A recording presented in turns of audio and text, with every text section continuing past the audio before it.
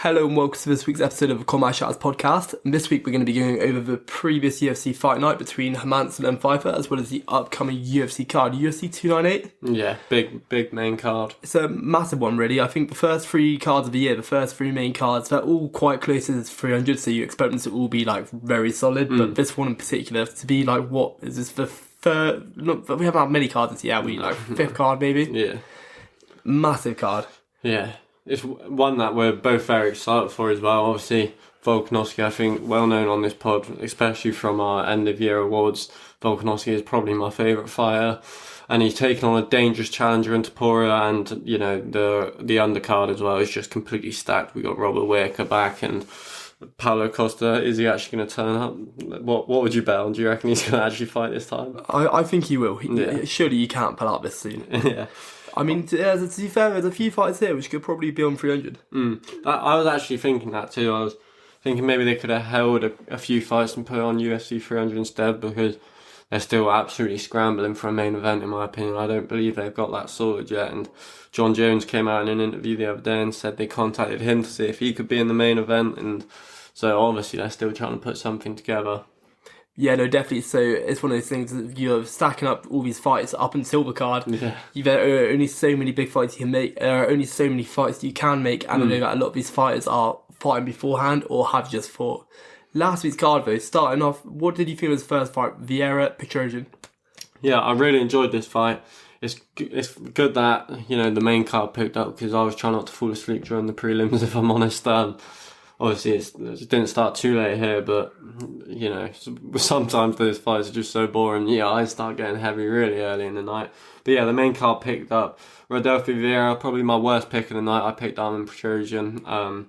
I just didn't believe Rodolfo Vieira could have the wrestling base, but he proved me wrong. The main thing I was impressed with was his wrestling, his sort of power entries, his double leg, picking up and slamming Petrosian before getting the very quick submission. And we just know how these fights go. If he can get him to the ground, he's come so far in his MMA career from where he started. It looked like he was scared to even engage in the feet, and now he's got a solid jab, you know, throws good inside leg kicks, moves decent, and has all the grappling to go with it.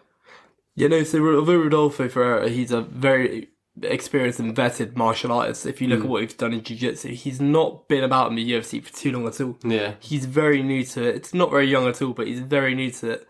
And like you said, on the feet, he's looking a lot better. He's really developing that part of the game. A lot of these very high-level jiu-jitsu fighters, they're coming into the UFC, they've got the jiu-jitsu, how they just can't put it together because they haven't got on the feet, they can't create these openings. And against an opponent like Petrosian, it's a hard fight. It's definitely a hard fight, but on the feet, like you said, he looked very good with these openings, and it was quick as well. Round one, yeah, it was an arm triangle in the end. Yeah. Very nasty one as well. So, and you can just see the aggression when he gets onto the ground straight away, searching for a finish. He's one of these fighters that don't give you much time to breathe. Some jiu-jitsu guys that really take position over submission, just wait to set you up with it.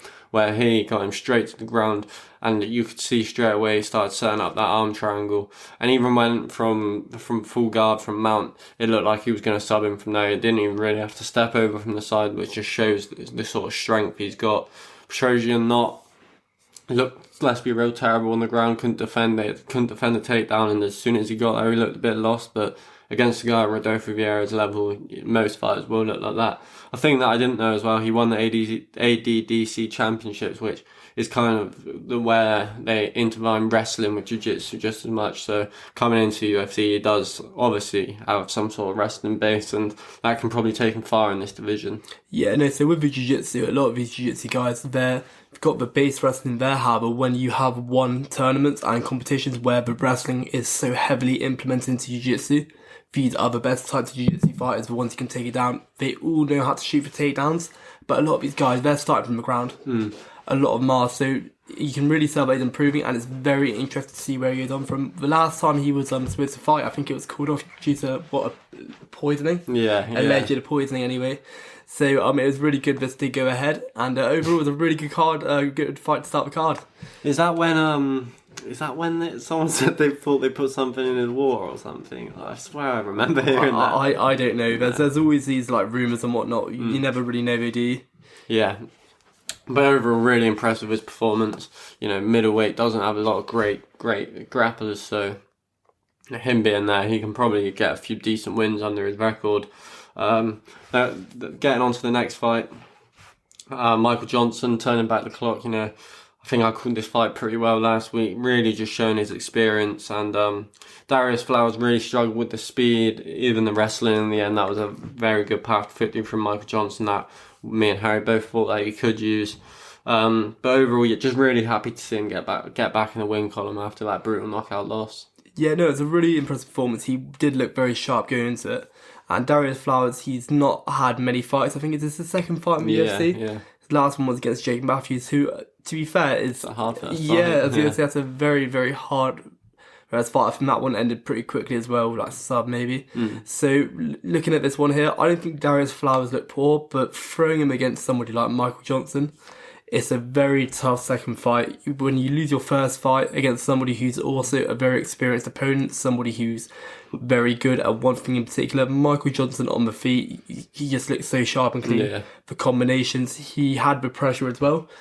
I don't think a lot of these fighters are prepared to really deal with this kind of, because you got to think Michael Johnson's been here before multiple times. He's been fighting the organisation for 14 years. Yeah. 14 years is a very long time, and when you fought the best, you know how to react to being striked. And to be fair, it's not as if Darius didn't give it a go. It's just he couldn't deal with it. Just he was too fast. And for somebody who's been about as long as he has, he looks very sharp. Yeah.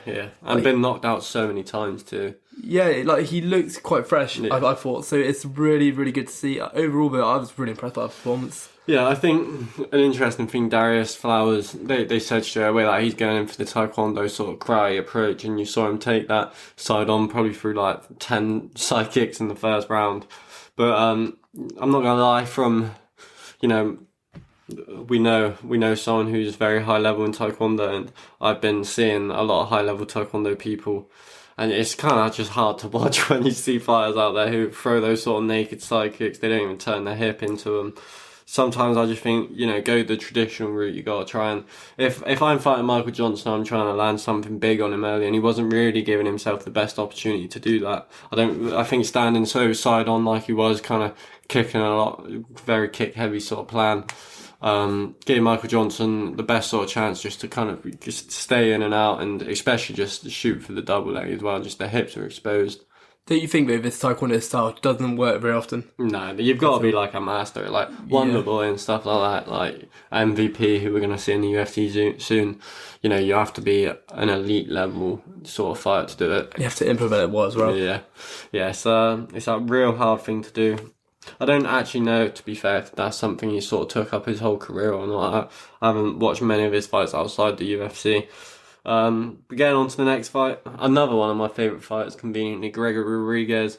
In my opinion, probably his best performance in the UFC, fighting a veteran in Brad Tavares. Obviously, Brad Tavares has literally fought any great middleweight, not literally, but most of them. Chris Weidman, Israel Adesanya went the distance with him, Robert Whittaker, so...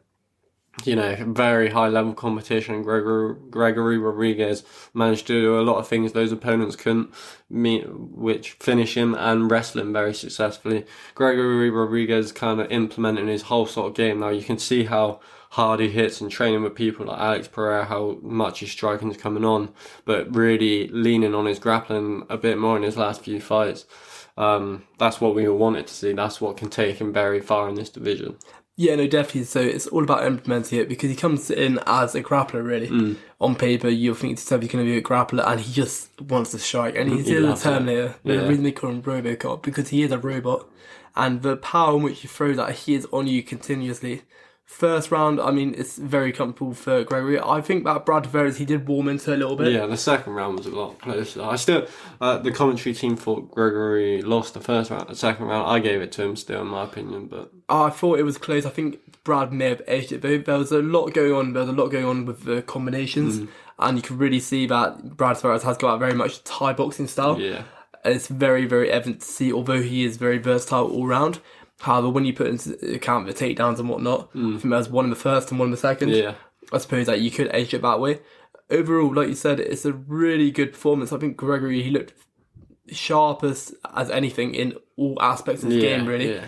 he looked as if he improved, and he's really beginning to look at a complete fighter. And it's another finish again. Those hooks are nasty. He's an animal. You see, all right, we're not the biggest fan of the Apex, but one good thing about the Apex is you really get to hear those shots. And a guy like Gregor Rodriguez throwing them shots, the noise it was making he just connecting with the guard, and it was kind of rocking Brad Tavares at some points. I think it was like 3 or 4, and at no point was Tavares really defending it either. No. It was because when I first saw it, I thought to myself, like, well, and then I realised to myself, he's going to be out. Yeah. So it's a good stoppage, I thought. Yeah, I thought watching it at first, I did think it was an early stoppage, and then rewatching it today, I really just looked at his eyes once Rodriguez stepped away from him, and you could see he wasn't all there. Like, he kind of wobbled back into the cage. He did complain a little bit, but when you can just tell with their eyes, like, even with the complaint, but it was delayed, don't you think? Like he waited a few seconds to complain, so maybe he was just recuperating. Yeah, I don't think he knew that the ref pulled it off. He just looked up and he's like, "Oh, I've stopped being punched all of a sudden."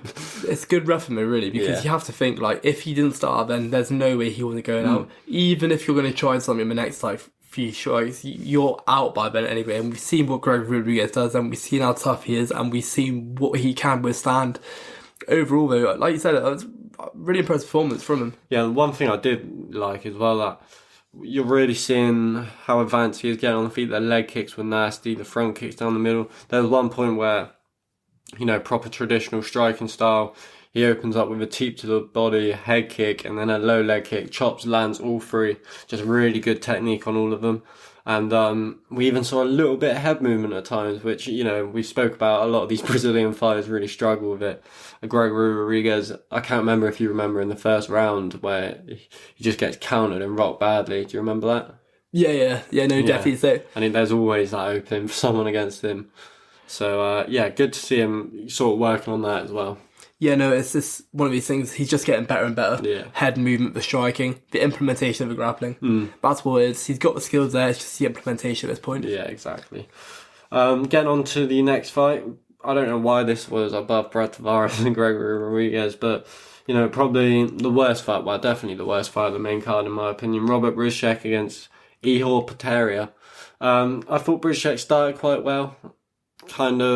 There was a nut shot quite early on, wasn't there? Eye poke as well. Eye poke, yeah, which kind of really just stopped the momentum for both fighters. Do you feel that as well? I just felt like that's kind of just slowed the fight down a lot. So I think it slowed the fight down. However, I also think that it benefited Potieria. I really did. I think that it allowed for him to, because when you see Brzyzek come out initially, he's all about that pressure, that boxing pressure. Power. He's on you. He's throwing combinations, albeit they're all boxing combinations. That's all he's really throwing. He's on you. There's a first eye poke. I think the first eye poke was unintentional. I really do. Yeah. The groin shot, that's kind of suspect. Do you reckon? I think he kind of pushed his leg down into it. You see, parried into it. He was moving as it connected. However, I also think it's a very, very low shot to go for regardless. Yeah. And it's something which you kind of have to be cautious of, especially when you have an opponent which is moving like that. Because Potieria, he was continuously bouncing about all fight. He's a bit awkward, weird. and it's one of these things because he has that kind of I know he's not like Yuri Prashka. Yeah, but a little bit like the low hands and the kind of the in and out, and he's the strikes he throws as well. He's throwing multiple different strikes from multiple different ranges. Yeah, you could tell when he really felt like he was taking over the fight, because his hands really started dropping and he was dipping his head and threw that weird kick as well, the one where he ended up flat on the canvas. But so overall, I think that I think it had a positive impact. I think it gave it. I think slowing down the momentum and stopping it was the best thing for him, really. So you're glad he kicked him in the nuts? Well, I'm not glad. I got a question. Do you think that should be a point deduction? Second foul in a minute and a half. A shot like that could very, very potentially change the course of the fight. He said to him about one more warning. Yeah, I don't know, because at the end of the day, you're in a fight. Some stuff's just going to happen. I think you've really got to have a good eye if it is just a complete accident or if it is a foul. That's what the refs are paying for. Me personally, I probably wouldn't have taken a point that early on. I just like to see how the fight plays out. But then again, if all of a sudden he gasses out at the end of round one or it really impacts him somehow, then I guess you'd look at the ref and think you should have took a point there. Well, that's the thing, and I think that groin shot as well is probably one of the biggest, with the exception of an eye poke, in which you can't see, is the biggest foul which we continuously see, in which does have an impact on the fight ending. Like you said, fighters gas out quick, the momentum's ended. I thought that you have to be so much more cautious when striking after you've just committed an eye poke. Yeah, you have to be, and to think that happened within the first, like within 60 seconds of the original foul. It's something which you should ideally have. That's just into the point. But overall, I mean, Brizchek was really trying to take away his weapons that Eloni takes an eye off him and then kicks him in the nuts. Yeah, I feel like this is why I think it's intentional, because if you look at how he was going, it was almost like he was using it like as an opportunity to really use, and I suppose that you kind of would, wouldn't you? If you're in a fight, you're fighting in the UFC, you're kind of doing what you can, especially if you're. I feel like even in the streets, you don't hit someone in the nuts. That's like no, you shouldn't. It's. I'm not saying that. I'm talking more about like how he just went out afterwards. The intensity he went at. Maybe he's thinking like, all right, well, I've just hit him in the groin. He's clearly gassed. You would, wouldn't you? And that's why I think that maybe a potential point deduction. How I think it really slowed it down. I think it really like put a breath of fresh air, really, because the moment in which he now knows the kind of pressure he's facing. Right, he's had time. He's had like maybe 10 or 15 seconds, whatever it is. He now knows, all right, well, he's been applying this pressure. He's going to continue to apply this pressure. If there's no gap in between that first 5-minute period, for all you know, you're finished. You get finished. It's basically like a second round, really. Because to be fair, if I was in a competition, I'd kick someone in the nuts. You get a couple minutes break, and you're thinking in your head, if that's still hurting, I'm going to go right out there and get in the face. And because it's all a bit about mental warfare as well. Like if someone boots me in the nuts and then, I've only just recovered, maybe not even fully recovered, and then they're trying to take my head off straight after it, then yeah, maybe that is with nut shots. But there's so many times they can just be an accident. So I do think you need to be careful where you're taking points. The things that I think you should take points for more are like, if someone keeps extending their fingers or grabbing the cage. I hate people who grab the fence. That is my number one pet peeve in this sport. Grabbing the fence, I think, could maybe even be an automatic point, but with nut shots, you're just throwing so many strikes to the legs during the fight that, you never know when one can slip up, can you? No, but a punch. Like, for a punch, like a kick, like, it's understandable, but I think a punch, it was just so low. Yeah. Like, no matter where you were aiming for, it was so low on his body. Oh, yeah, he punched him, didn't he? Yeah, I was thinking he kicked punched him like in the straight. Yeah, I do remember, yeah. That was bad. So there was so many of them during this card. Like, I don't know what's going on at the moment. There seems to be so many eye pokes and nut shots at the moment. Thing is, though, right, if you can get away with it, if you're not having points deducted, then go for it. Like, there's money on the line. Yeah, you've got to do this. 4. It's for your career. You know what I mean? Like, but we've seen people get away with like 4 in a fight before. Yeah. But it just is what it is. Just it's not good. I thought he looked really comfortable. Other than being punched in the groin. Yeah. I thought that in the second round in particular as well, he was having fun with it. Yeah, he was taunting, he was patting his leg, and the way he was managing his range as well, he was putting it all together. He shoot for the single leg and then he throw an uppercut. He's throwing all of these crazy shots. Isn't it? Yeah, it is, and it was very, very similar. And maybe I'm just saying that because they might have like similar-ish builds. Obviously, he's probably a bit lighter than him. Where's he and from? Similar haircut. He's from Ukraine, so not the same place. No. So, but yeah, no. Overall, I was really impressed with his performance. Brizchek, not so much. No, but excited to see him again. 5 fights. 5 first-round knockouts coming into the UFC. I was watching some of his regional fights, and he is a powerhouse. He's got some brutal knockouts. So, maybe it was just jitters. First fight in the UFC, all of a sudden your fight keeps getting interrupted because you accidentally or on purposely keep illegally striking the guy. Like, yeah, it must have been hard to get back into the flow of the fight. I thought he looked basic though. Yeah, I really did. He's got decent boxing, long jab, but yeah. It doesn't work that often. Like I know it works for like the Chris Curtises and whatnot. However, it will only get you so far, and you will get caught out by a certain type of fighter very quickly with that. Getting onto a fighter who was even more impressive, Dan Ige, again just showing that you should really stop matching him up against these sort of fighters who aren't ranked, because he just seems to take them out so easy. The guy hits so hard. You don't realise how hard he hits, but he's got not so many, but a lot of first round knockouts and a lot of brutal knockouts as well. Clearly carries a lot of power. Andre Fili, I am gutted for him. It seems like every time he does take this step up, he just gets knocked right back down again. He's a very solid fighter, but yeah, I think Danny Ige just really deserves a good opponent now, ranked back in the rankings. Bryce Mitchell obviously beat him last time, but someone around that sort of area who maybe is coming off a loss, or just like, he deserves to fight someone in the top 15. Was that the only punch he threw? No, not threw, but landed. Yeah, he landed at 11, but 11. Yeah, it felt like the only one I don't know, it felt like the only one which landed properly clean. Yeah, well, it really did. It's the same as the Gavin Tucker fight, just pretty much the same sequence as well. And to be fair, to knock Andre Fili out like that is pretty crazy. Like, he usually doesn't get starched, Andre Fili, does he? Aren't they training partners as well? A team. Pretty sure they are. I don't know, I think Andre Fili trains at Team Alpha Male. Oh, okay. But, regardless, though, it was a really, really good finish. It was very clean as well, and he timed it very well. Like, it's a shame about Andre Fili, like you said. Yeah. It really is, because he's a very exciting one. I think I went for Andre Fili decision this one on my picks, which, something else which probably wasn't great looking back at it now. However, like, he's fun to watch. He's a lot of fun to watch. And Danny Ige, obviously been in so many wars, took so much damage off top opponents. That, you are kind of waiting for one of these fighters pushing into the top 15 to take his spot, but it seems impossible to do at times. And I think I just want to see a big exciting fight next. He's also fought a lot of these guys.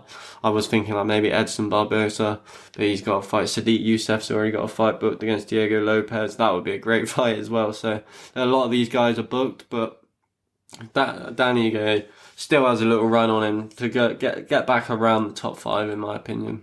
I definitely say there's always potential to move up, especially how he's looking at the moment as well. Like you said, putting him against these non-ranked opponents, it's bit pointless, really. Yeah. He's kind of got to make that leap sometimes. Sometimes he's got to put him against somebody who's a little bit higher up, because he's just going to keep doing it. But then every time you do put him against someone higher up, he loses to him. It's like he's Andre Fili in the top 15, just like... It's one or the other, isn't it, really? Yeah, exactly. You've always got to push it, though, because there will be that one day where he does win. Yeah, exactly. And there will be that one day where he loses too, but these unranked fighters have got to wait for that, and wait another day for that.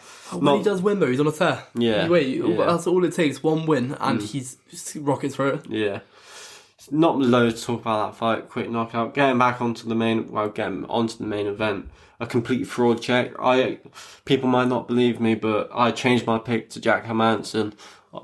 There's proof on verdict as well, so I don't know if I can claim that I thought Joe Pyfer would smoke him, but I just started watching more Joe Pyfer's fights, and one thing that really struck me is his range management is terrible. Like, he never knows when he's in range. The strikes he throws is so telegraphed and so easy to see.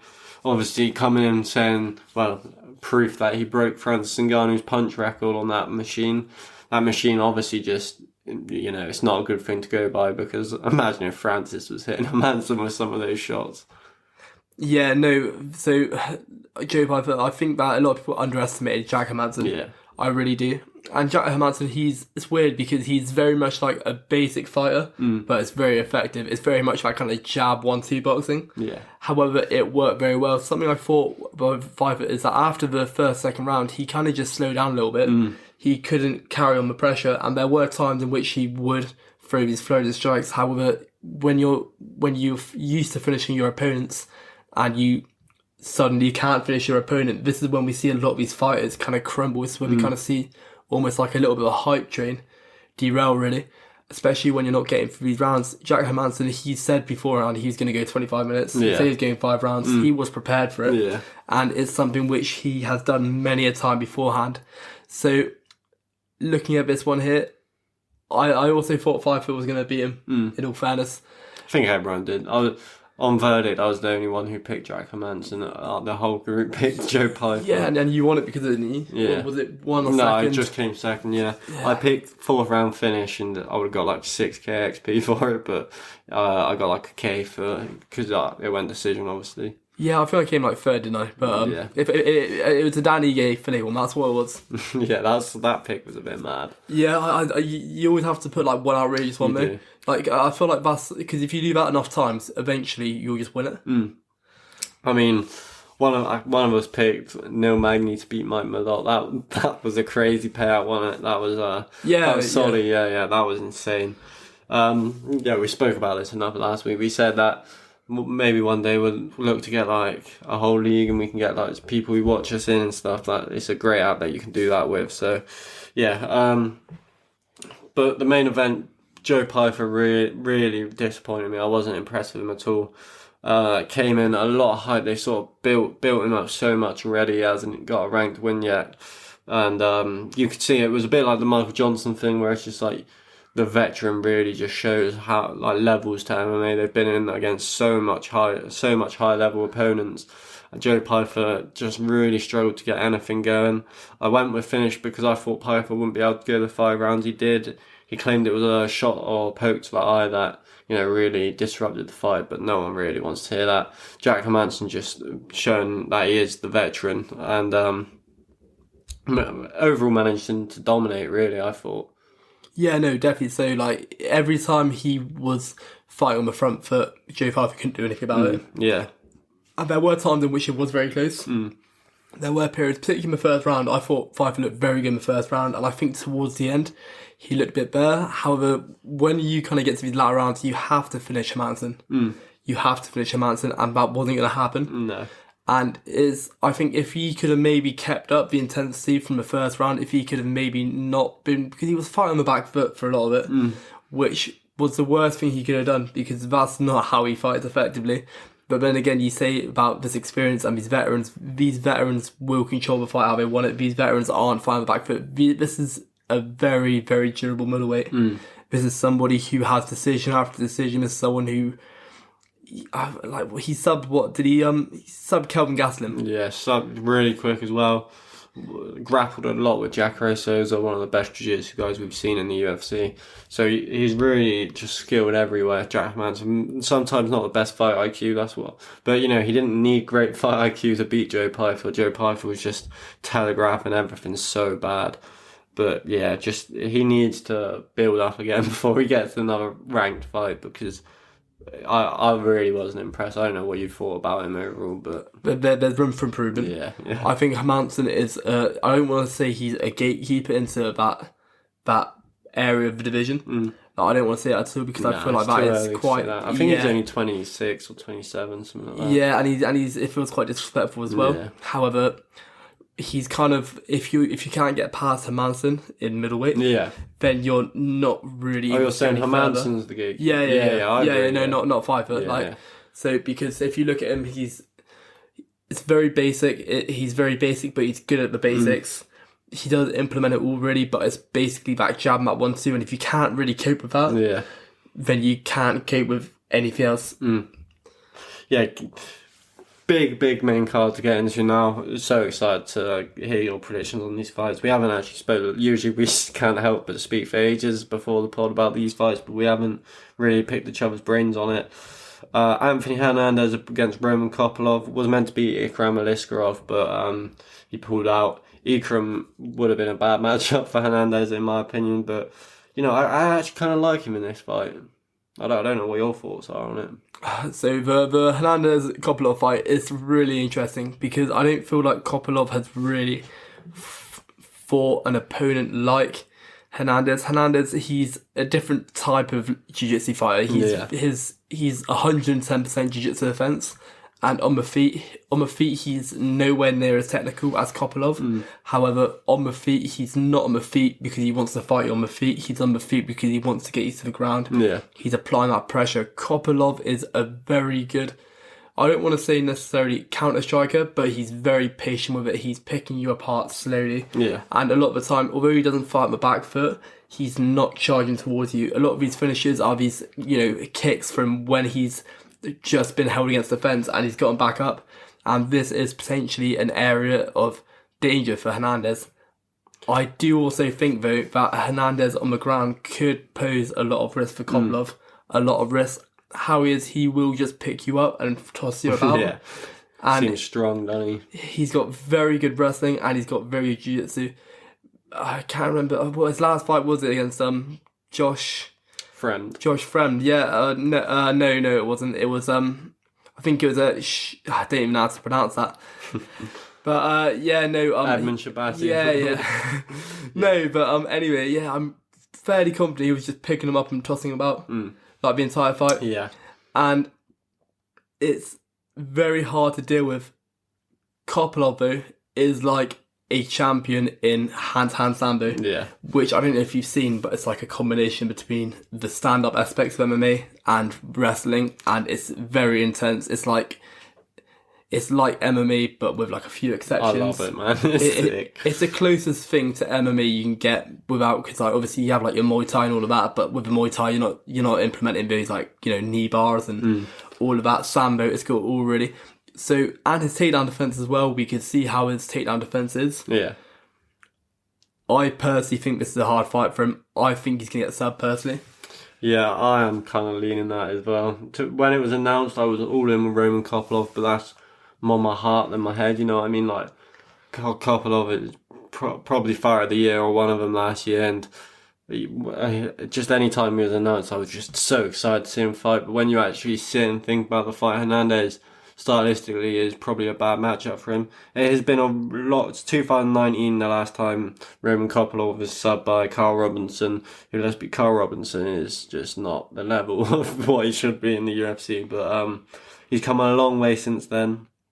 Been 5 years since then, so obviously his takedown defense would have got way better. This is a real hard fight to call for me, but I think I'm going to go Anthony Hernandez submission. I think I'm going to go third round. I'm going to go second round. I think Kopylov has a really good wrestling defense. His takedown defense is very good. I just think it's a persistence. Yeah, and he's just, even on the feet, he's not going to give Kopylov the time he needs to really set up these strikes that he likes to. He's going to get in his face, try push him against the fence. He is really aggressive on the feet, just like his grappling style. So, I think he needs to just suffocate, and that's the best way for him to go about it. Again, I might change. This is one I very well could change my pick on before Saturday night, but right now I'm leaning Anthony Hernandez. There's also a possibility, though, that he could just get caught. That's a very, very high possibility. That's something which we've seen Kopylov do on a few occasions, especially in the past year as well. He's been on an absolute tear. And Hernandez, I think it was when he fought Kevin Holland, Holland came straight out, put it on him and finished him very quickly. It was a long time ago now, obviously, but you know, it shows that maybe that is a vulnerability, that Kopylov. But he isn't really this aggressive striker where he's going to come out and try and finish you straight away. No, he's not. It's more going to be a matter of if it does happen, it's going to be because he's going to catch him. And that is a very high possibility. I just think of persistence, though. Yeah, it's just, for me, this is one of the hardest fights on the main card. Again, one that a lot of people think is hard to call. I've actually got my certain pick on this one. Merab against Henry Cejudo. Great matchup stylistically, both dominant wrestlers, two of the best wrestlers bantamweight's ever seen. Dashvili brings the sort of wrestling style bantamweight hasn't seen, you know, like that sort of Russian, just constant chain wrestling, where Henry, we know how good he is, Olympic gold medalist. For me, the main worry for Henry is I still don't think he's a very big bantamweight at all. You really saw that against Aljamain Sterling. Aljamain took him down 5 times, I think, more than he's been taken down in his whole career in one fight. So I think Dashvili training with Aljamain so long, you know, he's going to have that game plan to beat him. He's going to really look to put him against the fence. How do you think Henry will do? Obviously being a good striker, but in my opinion, he looked a little sloppy against Aljamain. I don't think he looked very good against Aljamain personally. I think that a lot of it would have been, like you said, his size. He's 5'4", which isn't very tall at all. And Aljamain, he does look like quite tall, but he's not either. They're 5'7". 5'7", yeah. It's bantamweight, so they all look a bit taller than they are. They're actually not. But when you put them next to each other, because they're all like between 5'5" to 5'7", they all look like, you know, it's all respective, but that's not to do with anyone's height. There's nothing wrong with being 5'7", you know what I mean? So it's not great, let's be real. I think one of the issues he had was Aljamain's height. Yeah. I really did. You look at him in the clinch, he looked like he was so much bigger on him in frame. And looking at Dashvili, he's 5'6", he's only an inch shorter. Yeah. And that kind of wrestling isn't the kind of wrestling Cejudo's going to be used to.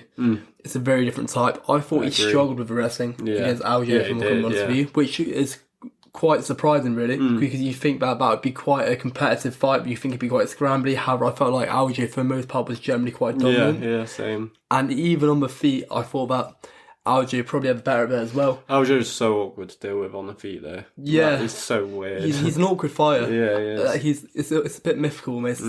So, but with Dashvali, it's the intensity. I think that his stand-up on the feet might suit Cejudo better. Yeah. And I think Cejudo could potentially catch him. However, at the same time, with this chain wrestling, I don't know if he's going to have the opportunity to. That's the thing.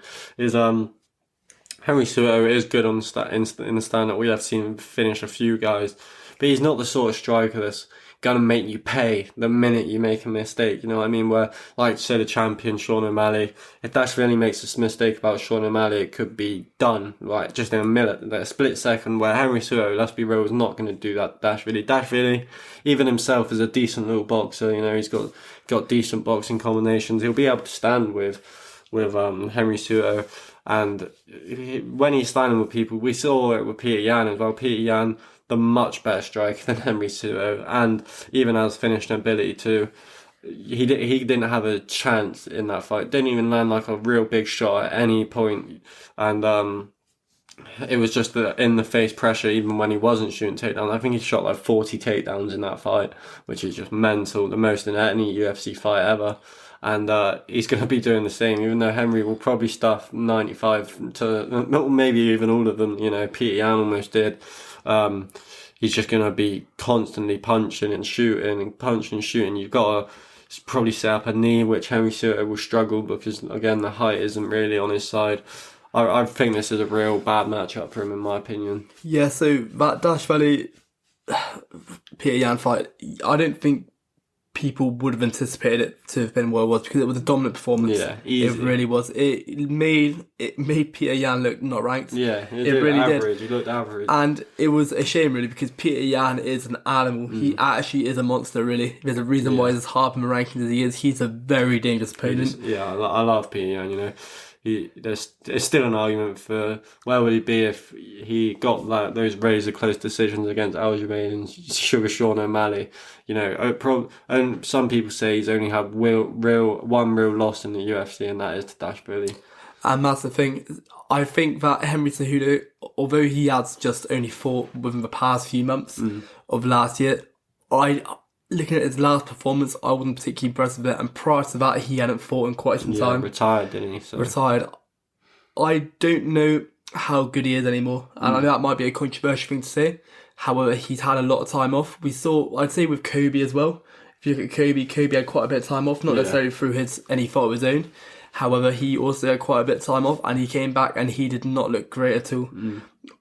I don't think Cejudo honestly looked that much. Well, actually, no, I wouldn't say that. Kobe looked awful against Leon. Yeah, Cejudo actually didn't look terrible. He didn't look terrible, but he didn't look like he was up to that level. He didn't look as if it's almost like how Whittaker looked against Dricus. Yeah. He didn't look as if he didn't belong there. However, he just didn't look good enough for it. And I think that Dashvili, he's rising up. He's kind of at that stage in his career where he's just pushing with all that momentum behind him. I don't think this is necessarily a super dominant performance. However, I think he controls the fight. Yeah. I think that with the wrestling, I think with the stand-up as well, because Henry Cejudo's, I don't know what his reach is. Yeah. I can't imagine 25 inches or something like that. That's a lie, obviously. But I don't think that he's going to be able to...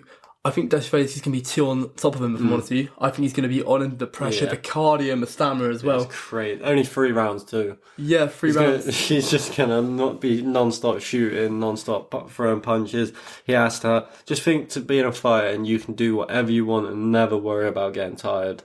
That's a crazy thought, and it's a scary thing to be fighting someone like that. And Henry's getting on now. Hasn't been the most active guy. He's going to really, really struggle with the youthness and the pace of Dashvili. Yeah, I mean, if you can do that for 25 minutes, you can probably get like an extra 20% for 3 rounds. And against Peter Yan, he looked like he could have done another 5 rounds after too. Easily. It's crazy. He's probably got the best cardio in the UFC right now. And I'm going to go decision with Dashvili. You know, he's not a finisher at all. Let's be real, he doesn't hit very hard. He doesn't really have a submission game. He just drowns people, and that's what I think he'll do. Yeah, I'm going to do the same. Yeah. I really do. I think that Henry Cejudo is going to have his moments. I think it's going to be I think there might be a scrambly period or two where he gets back to his feet. Yeah, and definitely. he could potentially, cause something to happen. Maybe not necessarily rock him, but wobble him a little bit. However, I think for the most part, it's going to be very comfortable. That's the thing. If it's like Henry doesn't really have nothing to really damage Dashvili on the feet, in my opinion. Anyway, he doesn't have no weapon that's like. Say like if Dashvili was fighting like a real like a Sanhagen or an O'Malley, they can set you up with something. They can really just anticipate how you're shooting. They can sort of watch your rhythm. And Henry's not that type of striker, so he's not going to get many chances. He'll have some success in it. I reckon he might get his own takedown, 1 or 2. Dashvili, the only way he wins if it just proves that his fundamental wrestling is way better and he can keep Dashvili on his back. But I don't see that happening. No, I think it's going to be very hard to keep someone like that on their back. I think that before you get the opportunity to even try and put them on their back, they're already out. I think if I was Henry, I'd shoot a takedown first. I think I'd do that probably out in the open as well. See how his wrestling defense is. Obviously, no one shoots on Merab, so we don't really know. But hit him with a double leg, Olympic style wrestling, try and dump him on his head, and just see how he can really deal with that sort of wrestling. I would think that's very dangerous, though, because if you look at Dashvili, the way he's going in for you, But I don't think there's much danger in the way that Dashvili fights you. You say that, but if you get caught, and that's how he could get caught. Not so much in the sense that he's getting finished, but the pressure which comes on afterwards. I just think Henry can really afford to take risks in the grappling here because there's no submission threat. Yeah, if he does get taken down, he'll probably just get straight back up and it will just be rinse and repeat. I don't think Merab's going to have loads of success in the wrestling exchanges. I think a lot of it will kind of be against the fence or just Henry. I reckon he's going to have to defend like 30 takedowns, 10 a round or something like that. I actually do. I think minimum he's just going to not even give him a chance to even break out from there. He's going to keep him there the whole fight. Yeah, I mean, I kind of hope not, because that'd be pretty boring. Yeah, but that's what Dashvili does. Yeah. I mean, Josie Aldo was one fight away from a title fight, and Dashvili didn't land one takedown and had like 22 minutes of control time just holding him against the fence. That was one of the most depressing days of my life as an MMA fan. I was heartbroken at that. So, yeah, I mean, we've seen it with Dashvili enough. He's probably going to do it again. This time I'm going to enjoy watching it a little bit more, but not much still, let's be real. Getting on to the next fight. Ian Gary versus GF Nil. What's your thoughts? So this is an interesting one. I think that GF Nil could potentially have a chance with this one. However, looking at how Ian Gary is at the moment, he's on a tear.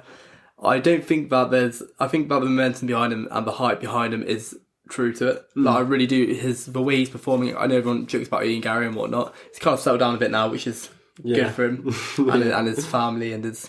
I do feel sorry for his family. Yeah, it's one of those things that's... Although at the same time, he does also bring it upon himself. Yeah. I just think that it's all about being respectful and courteous. But anyway, so with this fight here, GF Nil looked very good in his last bout out. Looked very good. And so did Ian Gary. Now, saying that, looking at Ian Gary last time out, it was against Neil Magny. So, with all due respect, I know that Neil Magny did just win a very... And Neil Magny actually did beat GF Nil not that long ago, a couple of years back, so... A couple of years though is like you can wash pretty quickly. That's no disrespect to Neil Magny. You have to think Neil Magny's been in the UFC for as many years as he had. He's had almost like 50 fights. So like this Neil Magny, he honestly has been in the UFC for so long. Like the amount of respect which is due there. I feel like though just the way Ian Gary fights could potentially be a cause of issue for GF Nil. He's very much in and out. He's very bouncy. He's very much. He's a bit of a Conor McGregor wannabe, really. Yeah. And, like, obviously, I think there are aspects to the style there, but he's very sharp and he's not looking to exchange in the pocket. And that's where GF Nil does well, in my opinion. I think it's because his striking is very, very good. He's got some very good boxing. I don't think that he's going to really get the opportunity to show it off. I think Ian Gary's going to be in and out and he's going to be managing that distance very well. Ian Gary's distance management is great. Yeah, that's one of the best in the division. Probably only Leon Edwards that is better than him at it. The sort of main worry is Ian Gary has a tendency to get caught a lot. Like, he's winning these fights and you can land big shots on him if you let him get a bit too comfortable. We saw it with Song Kenan, and Song Kenan is not a high level UFC fighter, and he was moments away from finishing Ian Gary. And Geoff Neal is way more than capable than doing that. Ian Gary coming in with sort of all this built up sort of energy around him, this negative energy that he's gonna kind of have to battle the mental demons with. Getting in there, he could get very aggressive. He could stay in the pocket for just a bit too long, and that could give Neal the chance to really take his chin off, which I do think there's quite a high chance of happening. Not as high of a chance as, Ian Gary being able to implement his game plan. I see it as, like you said, in and out movement. The range is going to be such a key thing. I'm personally going to go Ian Gary decision. I think he's capable of getting the finish, but, he's struggled to finish a lot of these guys. Couldn't finish Neil Magny, who had no legs. Couldn't finish Gabe Green. He's had a lot of decisions in the UFC. He's not like some mad finisher, but, he has been picking up a few more recently, obviously against D-Rod and Song Kenan, but I think Neil's a tough dude. I'm going to go decision. Yeah, no, I think that decision is a sensible one to go for, really. You look at Geoff Neal, other than being subbed by Shavkat, which, to be fair, he looked very good in that fight prior to being subbed. He hasn't really been finished that much at all, really. I think that the amount of decisions he's gone against, especially against people, like Ponzinibbio and like the likes of Thompson as well. Yeah. These are people who aren't necessarily known for being massive finishers. However, Ponzinibbio is. Well, Ponzinibbio is, but not so much Thompson. Yeah. This is an opponent which is very hard to finish.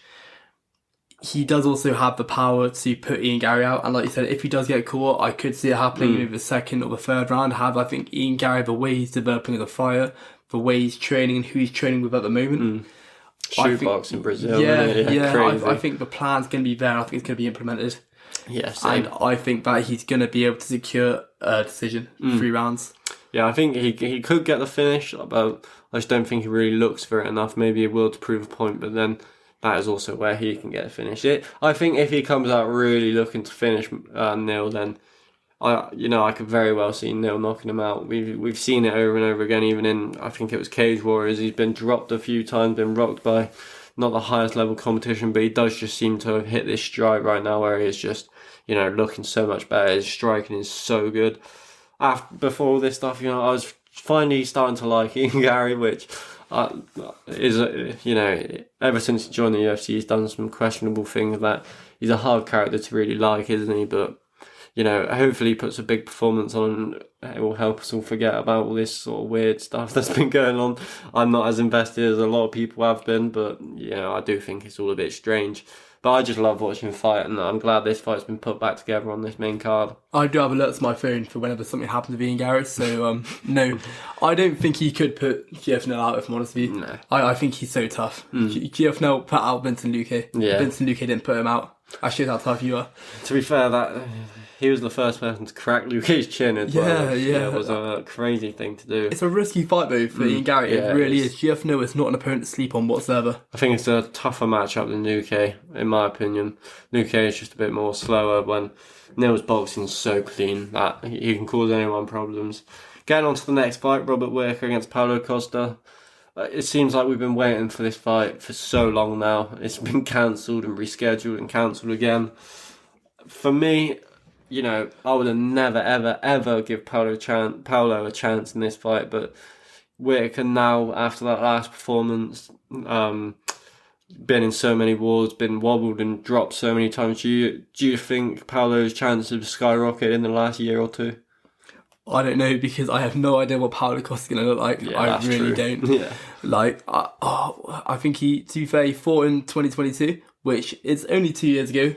However, 2 years is still a very long time to not fight against Luke Rockhold on his last and he retirement didn't even finish Luke Rockhold. No, and after round 1, Luke Rockhold wasn't there. In fairness to him, he's a true warrior. However, he was not. His gas was gone. Yeah.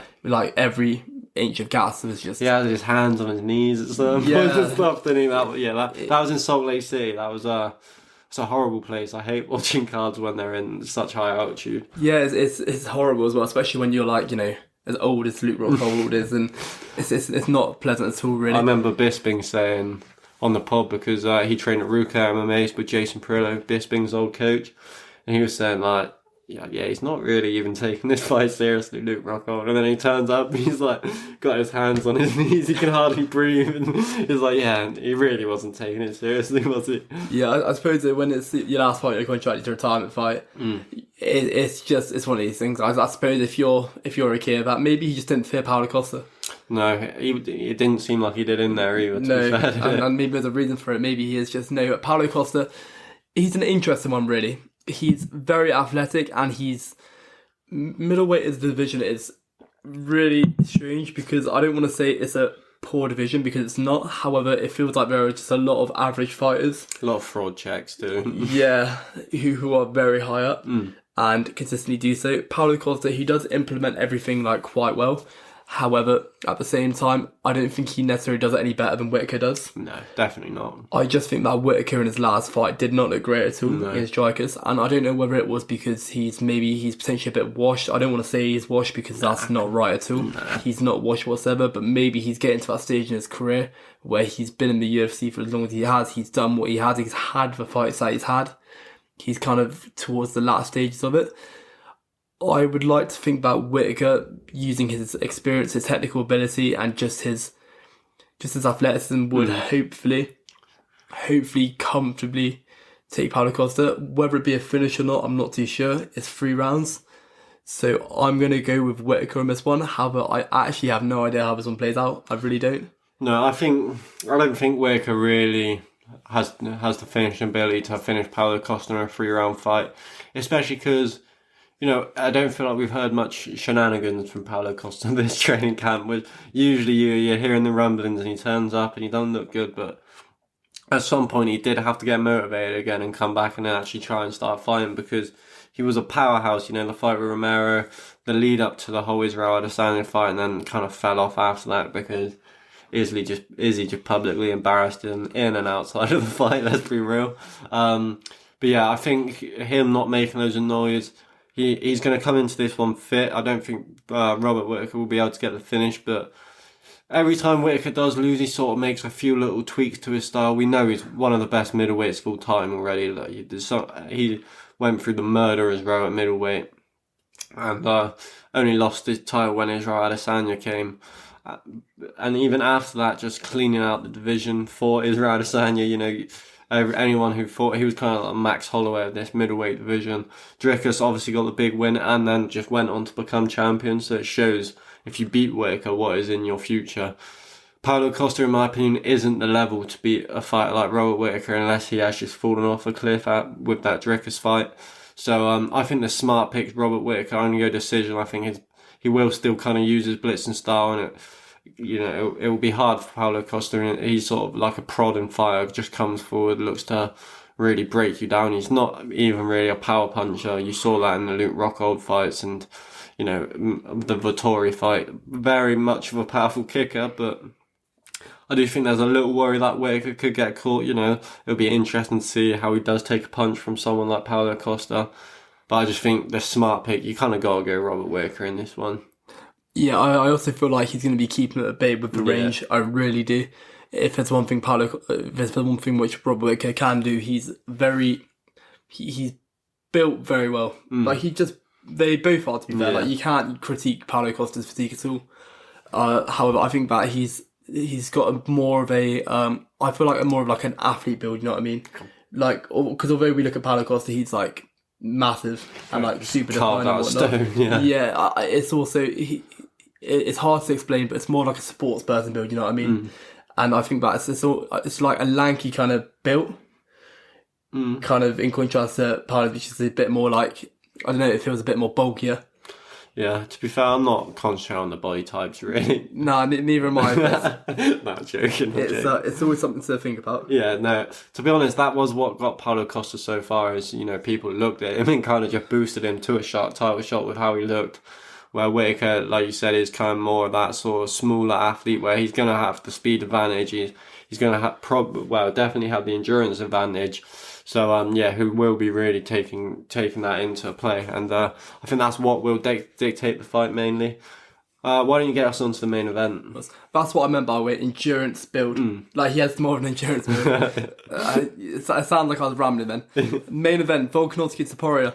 This is exciting. Yeah. This is really exciting. I think a lot of people are counting Volkanovski out, and I don't know why. No. I just don't understand it at all. It's weird, isn't it, really? It doesn't make any sense. This is somebody who's only really had one recent bad loss, and it was against somebody in a weight class above him who's pound for pound. That's the only time that's the only time he's been finished to the head as well. Yeah, I mean maybe he should protect it a bit better, but we have been thinking that for a while. It was a vulnerable opportunity, and it was taken really. However, I don't think that's going to happen again. This is an interesting one because I feel like Volk in this division in particular, in featherweight, I think he's still pretty unbeatable. I really do. And I think that everything Topuria is going to do, he's going to do better. Yeah. The main interesting things with this, obviously there is, with MMA we get a lot of these weird sort of things that go around. There's I think it's the over 35 curse, where like champions who are 35 and over have gone like 32-7 or something like that. I think I remember hearing. Not many of them are winning. That's just basically that.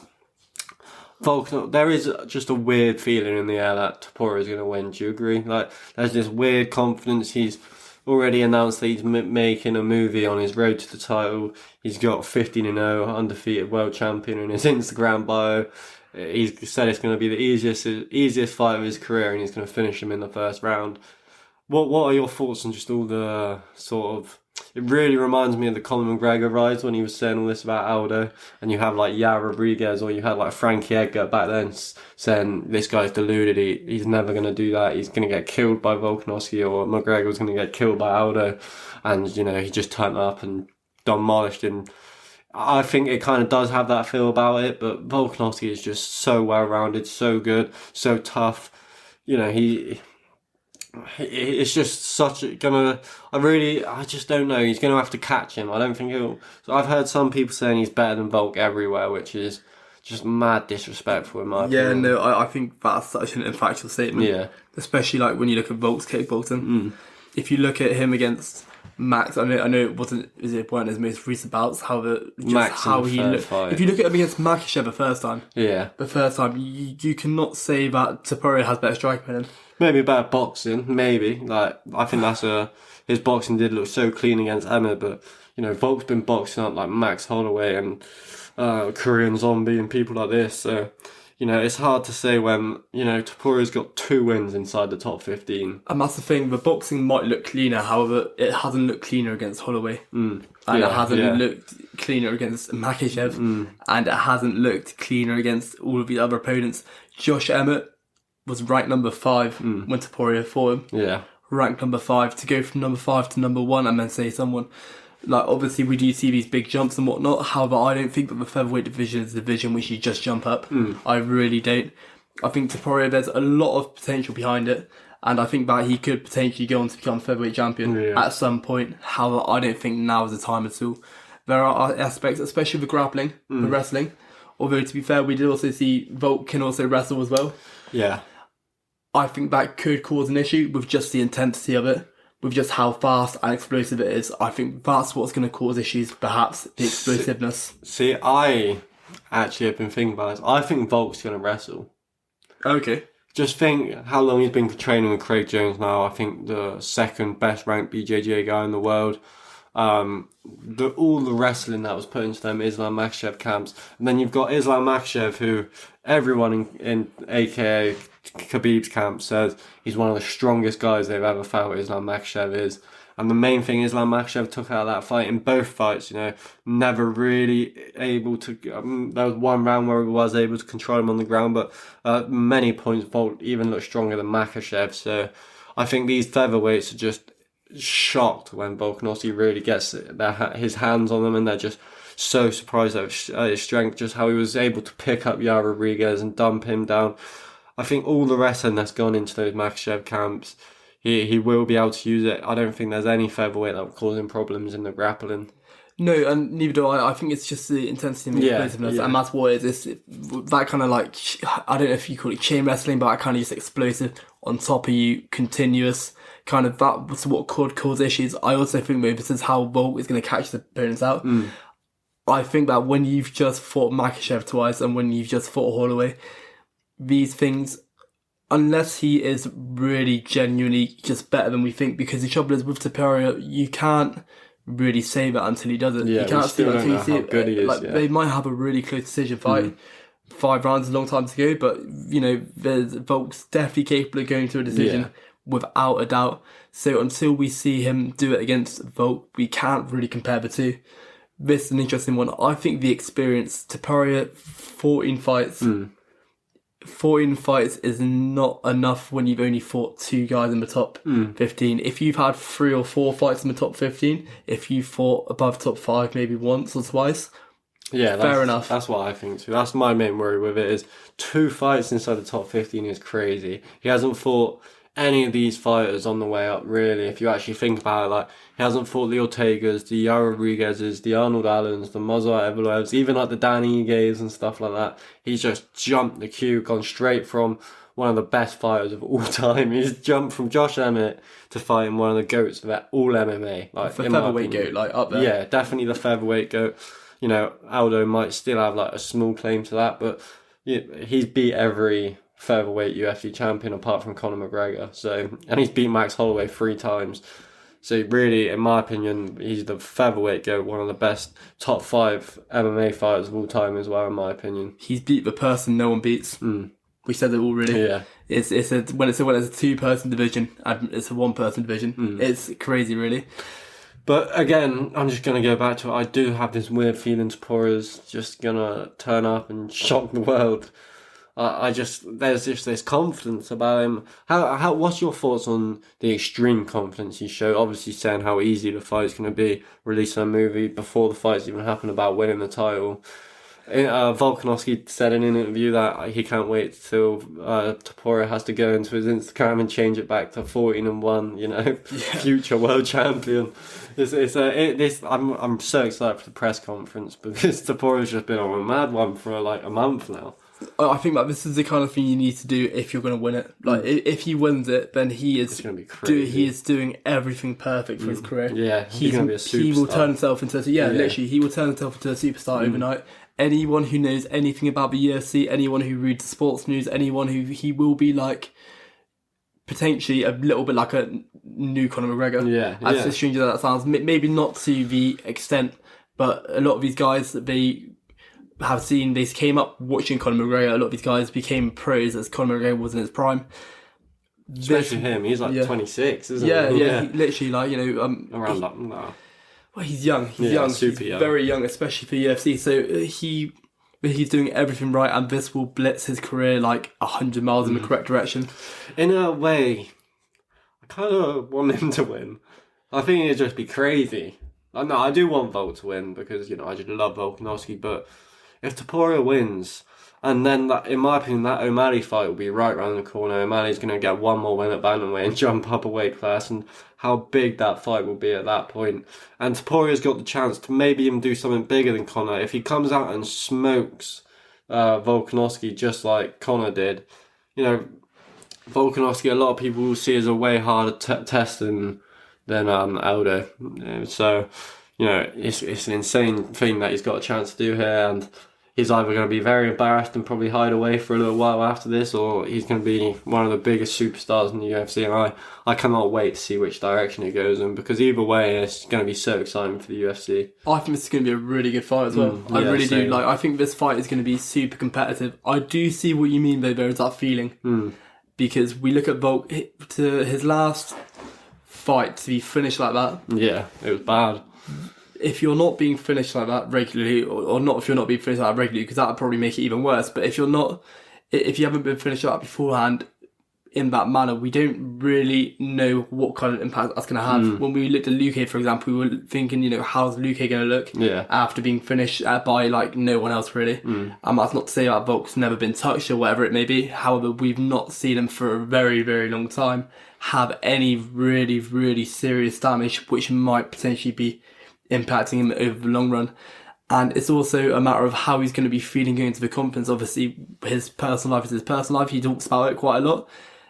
what is his thoughts process at the moment? What's his state? How is he going into this?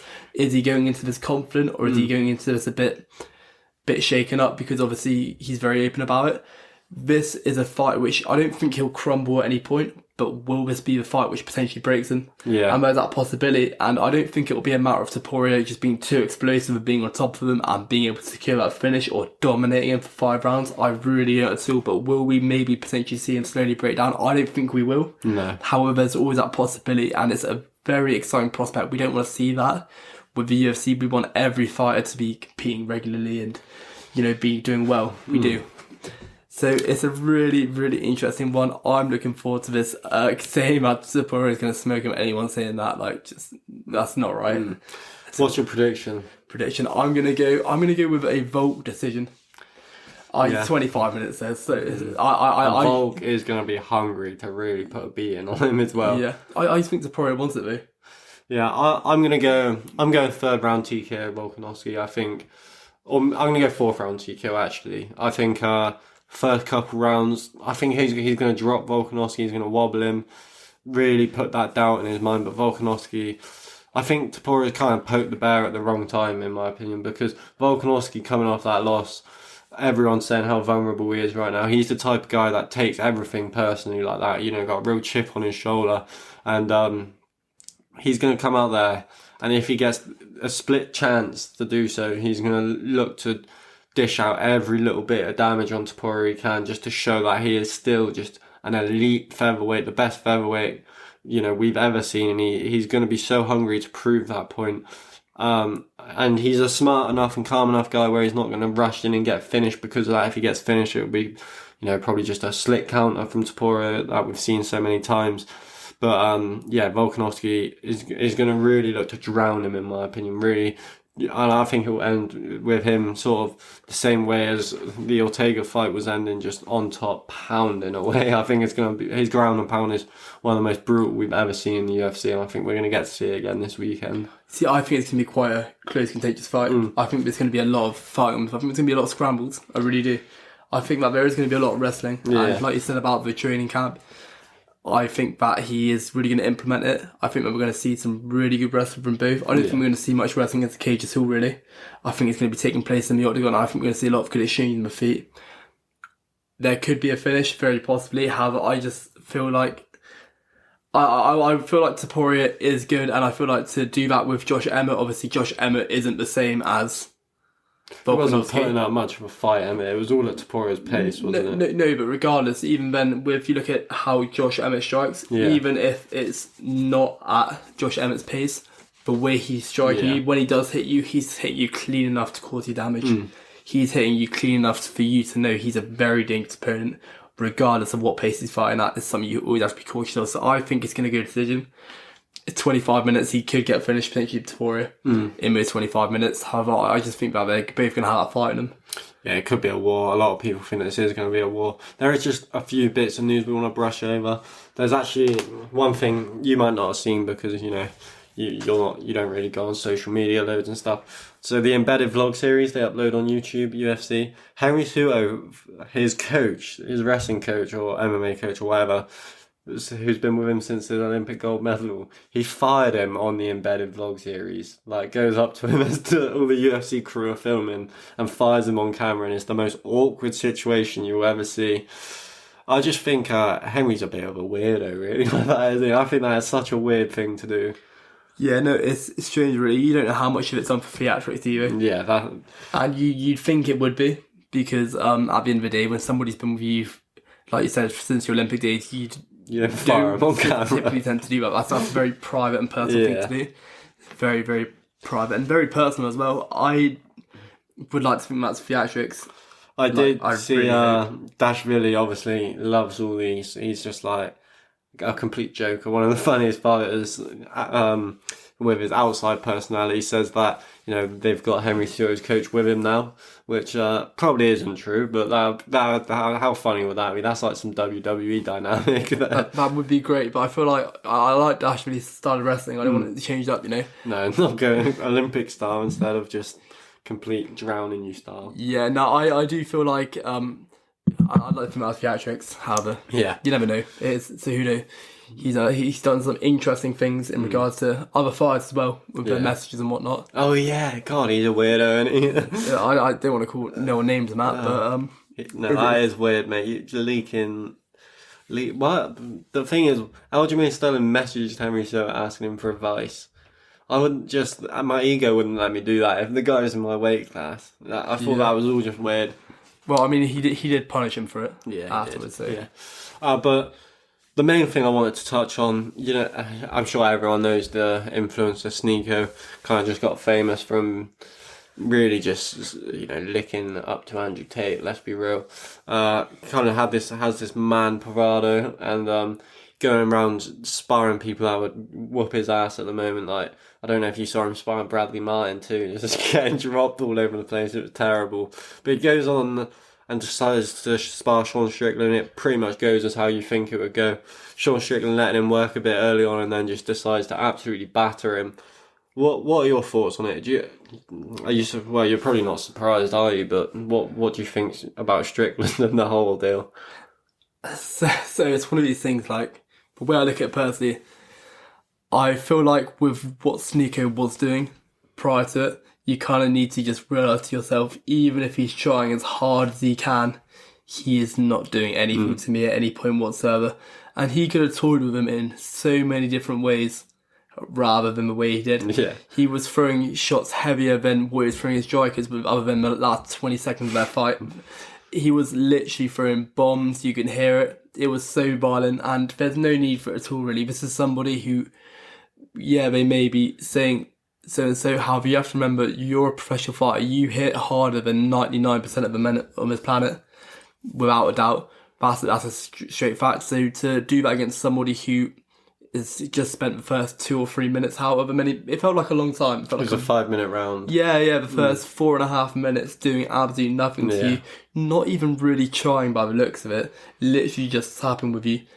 There are so many things you can do if you really want to toy with him, but you don't have to do that. A little bit unnecessary in my opinion. Yeah. However, at the end of the day, it is what it is. It has happened. He doesn't look seriously damaged or anything by the looks of it. No, he's going to add some nice little shiners on his face and stuff, but yeah, I think, not surprised that Strickland did that. I do think sometimes in life as well, it's not bad just to get a beating like that, No, you say that, but the beating you're talking about probably isn't from Sean Strickland.